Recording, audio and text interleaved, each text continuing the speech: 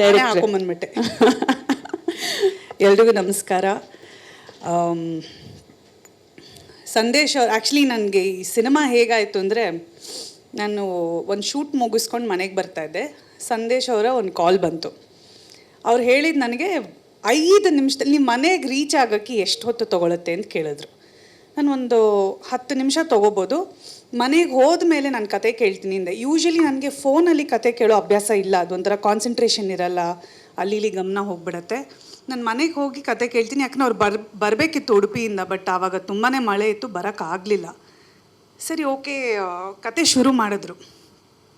ನಾನು 5 ನಿಮಿಷದಲ್ಲಿ ಕತೆ ಮುಗಿಸ್ಬಿಡ್ತೀನಿ ಅಂದರು. ಹೇಳಿಬಿಟ್ಟು ಸಂಗೀತ ಬಾರ್ ಆ್ಯಂಡ್ ರೆಸ್ಟೋರೆಂಟ್ ಅಂತ ಟೈಟ್ಲ್ ಅಂದರು. ಸರಿ ಓಕೆ, ಕೇಳೋಣ ಕತೆ, ಇನ್ನೊಂದು 5 ನಿಮಿಷ ಮನೆಗೆ ಸೇರ್ತೀನಲ್ಲ ಅಂದ್ಕೊಂಡೆ.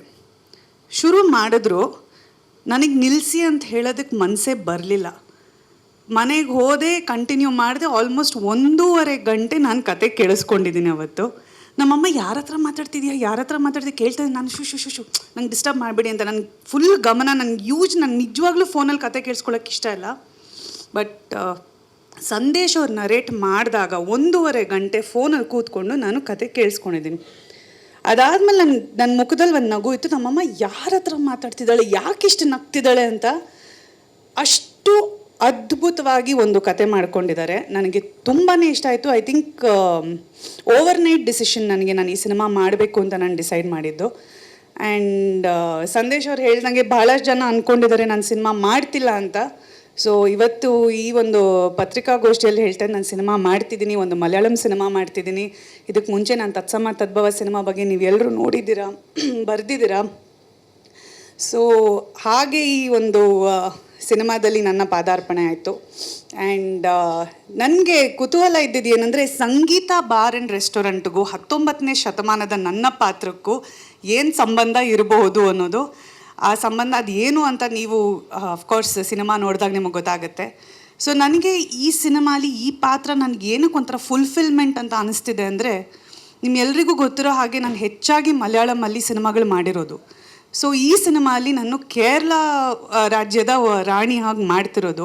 ಎಲ್ಲೋ ಒಂದು ಕಡೆ ಕೊನೆಗೂ ಕರ್ನಾಟಕ ಕೇರಳ ಒಂದು ಮಿಲನ ಆಗಿದೆ ಅಂತ ನನಗೆ ಆ್ಯಸ್ ಅನ್ ಆ್ಯಕ್ಟರ್, ಅಂದರೆ ಕನ್ನಡತಿಯಾಗಿ ಮಲಯಾಳಮಲ್ಲಿ ಸಿನಿಮಾಗಳು ಮಾಡಿ ಇವತ್ತು ಈ ಸಿನಿಮಾಲಿ ಒಂದು ಕೇರಳದ ರಾಣಿಯಾಗಿ ಒಂದು ಕನ್ನಡ ಸಿನಿಮಾ ಮಾಡ್ತಿರೋದು ನನಗೆ ಅದೇನೋ ಐ ಥಿಂಕ್ ಆ ಒಂದು ಮಿಲನ ಬಹಳ ಬ್ಯೂಟಿಫುಲ್ಲಾಗಿತ್ತು ಅನಿಸುತ್ತೆ.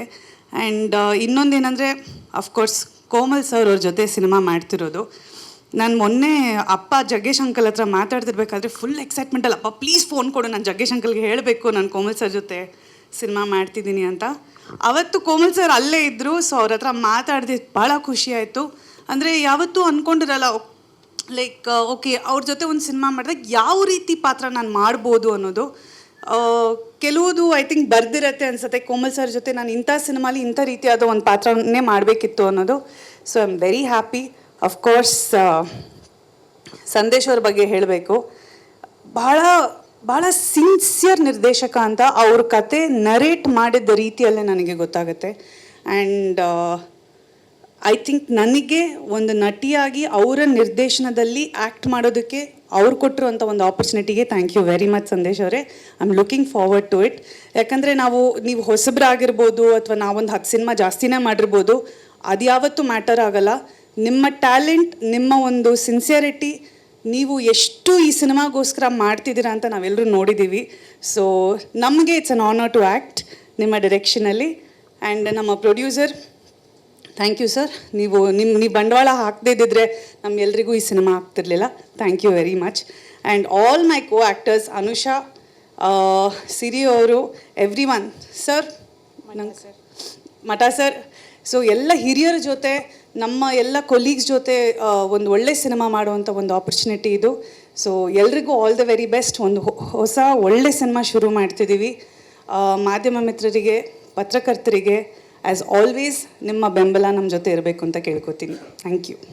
ಇನ್ನೊಂದು ಕಥೆನೂ ಇದೆ. ಶೆಟ್ರು ನಿಮ್ಮನ್ನ ಈ ಪಾತ್ರಕ್ಕೆ ಹೆಂಗ್ ಸೂಟ್ ಅಂದರೆ, ಕುರುಕ್ಷೇತ್ರದ ಭಾನುಮತಿ ಆ ಗೆಟಪ್ ಆ್ಯಂಡ್ ನಿಮ್ಮ ವಾಯ್ಸ್ ಕೂಡ.